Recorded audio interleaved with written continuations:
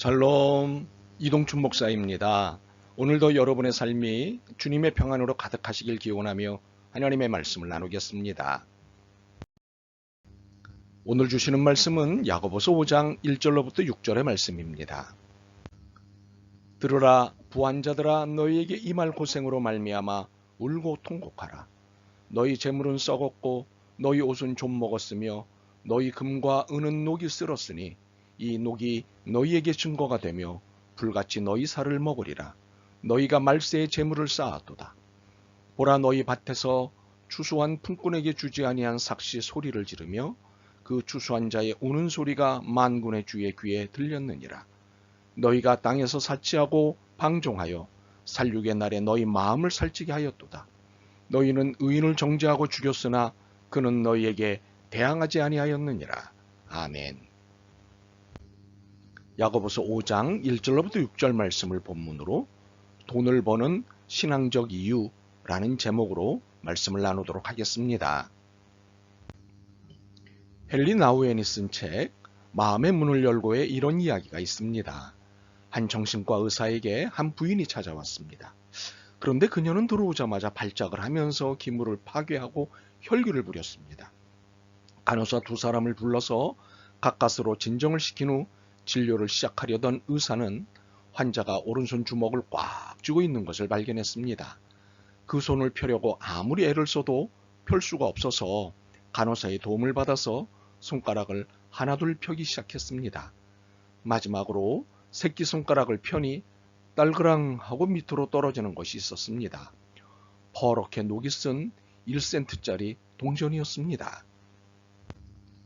환자는 자기 존재와 1센트짜리 동전을 동일시했던 것입니다. 동전을 잃어버리면 자기 존재가 전부 없어져 버린다고 생각했기 때문입니다. 그래서 누가 와서 칼로 찌르며 빼앗아가지 않을까? 빼앗기지 않으려면 어떻게 해야 할까? 하는 두려움과 염려 속에서 매일매일을 시달렸던 것입니다. 그래서 있는 힘을 다해 동전을 움켜쥐고 살았던 것입니다. 이 이야기에서 현대인들의 삶의 한 단면을 봅니다. 그것은 물질이 우리를 잘못된 것에 집착할 수 있게 한다는 것입니다. 물질이 집착에 말려들게 하여 결국에는 삶을 파괴시키는 위력을 지니고 있다는 것을 보여준 것입니다. 본문은 부한자들에게 이렇게 경고합니다. 들으라, 부한자들아, 너희에게 임할 고생으로 말미암아 울고 통곡하라. 야고보의 대부분의 어조가 강하지만 본문은 그 강도가 더합니다. 부한자들에게 반드시 임할 고생이 있다는 사실을 말하는 것이 그렇습니다. 그리고 이 일에 대해 회개할 것을 권면하는 것이 그렇습니다. 이는 부한자들은 반드시 고생이 있게 된다는 사실을 알라는 경고입니다. 그렇다면 왜 부한자들이 결국엔 고생을 하게 될까요? 3절 끝입니다. 너희가 말세에 재물을 쌓았도다. 부한자들이 결국엔 고생을 하게 되는 이유는 재물을 쌓았기 때문입니다. 성경이 부한자들에 대해 고발하는 내용은 부하기 때문이 아니라 그 부를 쌓아두었기 때문입니다. 우리는 부나 부자 그 자체를 부정적으로 이야기하곤 합니다. 그러나 성경은 그 자체를 부정적으로 말씀하지 않으십니다. 성경이 정죄하는 것은 재물을 쌓는 것에 대해서입니다. 어느 날 한 부자 청년이 예수님을 찾아왔을 때 그를 대하시는 예수님의 태도는 여느 사람을 대하는 태도와 같으셨습니다. 진지하고 정중하셨습니다. 이는 부나 부자 그 자체를 경멸하시는 것이 아님을 보여주신 것입니다. 그러나 예수님이 매우 안타까워하셨던 것은 그 젊은 부자가 가진 부에 대한 욕심 때문이었습니다. 그러므로 성경이 정죄하는 것은 부에 대한 욕심과 그 욕심으로 재물을 쌓는 것에 대해서입니다. 야고보는 재물을 쌓아놓은 것을 2절과 3절에 이렇게 표현하였습니다. 너희 재물은 썩었고 너희 옷은 좀 먹었으며 너희 금과 은은 녹이 쓸었다. 욕심에 의해 쌓아놓은 재물은 하나님의 눈에는 썩고 좀 먹고 녹슨 것으로밖에 보이지 않는 것입니다. 그렇다면 이렇게 평가하시는 이유가 무엇일까요? 의로운 태도가 아니기 때문입니다. 6절에 보시면 너희는 의인을 정죄하고 죽였다는 고발이 나옵니다. 위로 보건대 재물을 쌓아놓은 사람은 의인이 아닙니다. 죄인입니다. 물론 쌓아놓았다는 자체만 갖고 죄인의 평가를 내린 것은 아닙니다. 재물을 쌓는 방법에 문제가 있었기 때문입니다. 갈취한 것이기 때문입니다. 4절입니다. 보라 너희 밭에서 추수한 품꾼에게 주지 아니한 삭시 소리를 지르며 그 추수한 자의 우는 소리가 만군의 주의 귀에 들렸느니라. 바로 품꾼에게 주지 아니한 삭시 문제였습니다.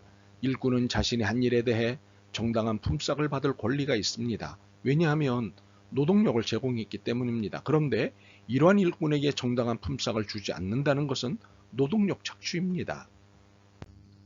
이처럼 노동력 착취, 임금 갈취라는 정당하지 않은 방법으로 재산을 모으는 사람들의 특징이 있습니다. 그것은 5절의 표현대로 사치하고 방종한다는 사실입니다. 남의 피 같은 돈을 갈취하여 사치하고 쾌락을 도모하는 일에 쓰는 것입니다. 이를 야고보는 사륙의 행위로 규정합니다. 6절에서는 의인을 정죄하고 죽이는 것으로 설명합니다. 이처럼 남의 피 같은 돈을 아랑곳하지 않고 자신의 사치와 쾌락을 위해 쓸 때 이것은 남을 죽이는 것이라고 고발하는 것입니다. 5절의 표현대로 남은 굶어가고 있는데 자신은 살쪄 있는 이것이 하나님의 진노를 산 것이고 그것이 장차 임할 고생의 이유가 되는 것입니다. 그러므로 하나님이 부한자들을 정죄하시는 것이 부 자체가 아닙니다. 참으로 재물을 쌓는 방법이 아주 치사한 방법이기 때문에 무엇보다도 이 일에 대해 정죄하십니다. 그들이 남의 노동력을 착취하여 획득한 부와 재물로 자신의 쾌락을 도모하는 그릇된 태도에 진노하시는 것입니다. 그런데 정당한 방법으로 재물을 모았다 하더라도 그것을 쌓아놓는 것으로 끝날 때 이 또한 정죄의 대상입니다. 3장 14절로부터 17절을 보면 헐벗고 굶주리고 있는 형제나 자매가 있는데 그들을 향해 빈말로 평안히 가라, 덥게 하라, 배부르게 하라는 사람이 있습니다.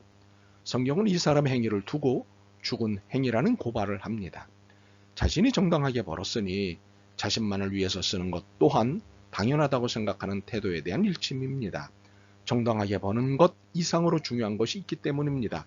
번 것은 당연히 선을 위해 써야 하기 때문입니다. 복음서의 달란트 비유에 보면 한 달란트 받은 자는 모으는 위주로 살았습니다. 결국 악하고 게으른 종이라고 책망받았습니다. 그러므로 정당한 방법으로 돈을 버는 것은 죄가 되지 않습니다. 또한 돈을 저축하는 것도 죄가 되지 않습니다. 그러나 왜 돈을 버느냐, 왜 돈을 저축하느냐에 대한 답이 분명하지 않을 때, 특히 그 답이 신앙적이지 않을 때 죄가 됩니다. 요한 웨슬리 목사님이 한 교회에서 설교할 때 욕심 많은 한 부자가 앉아 있었습니다. 목사님이 여러분 할 수 있는 대로 돈을 많이 버십시오 라고 했습니다.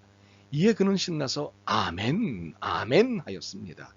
이어 목사님은 여러분 할 수 있는 대로 전부를 저축하십시오 라고 힘을 주어 설교하였습니다. 그는 기다렸다는 듯 더욱 신나서 아멘 아멘 아멘을 연말하였습니다. 마지막으로 목사님은 여러분이 저축한 돈을 할 수 있는 대로 가난한 사람들에게 모두 나누어 주십시오 했습니다. 그러자 그 부자의 입에서는 아멘 소리가 나오지 않았습니다. 대신 얼굴이 일그러졌습니다. 혹시 여러분의 얼굴은 어떻습니까? 정당한 방법으로 돈을 버는 것은 죄가 되지 않습니다. 또한 돈을 저축하는 것도 죄가 되지 않습니다. 중요한 것은 왜 돈을 버느냐, 왜 돈을 저축하느냐에 대한 답이 분명하지 않을 때 죄가 됩니다. 여러분에게 묻겠습니다. 왜 돈을 버십니까? 왜 돈을 모으십니까? 이 대답이 신앙적이었으면 좋겠습니다. 이타적 대답이었으면 좋겠습니다. 아멘. 주님, 돈을 잘 벌게 해달라고 기도는 했지만 왜 벌어야 하는지가 신앙적이지 않았습니다. 돈을 저축은 하였지만 신앙적 이유가 불분명했습니다. 용서하옵소서. 나눔의 신앙적 결단을 하게 도와주옵소서. 예수 그리스도의 이름으로 기도드립니다. 아멘.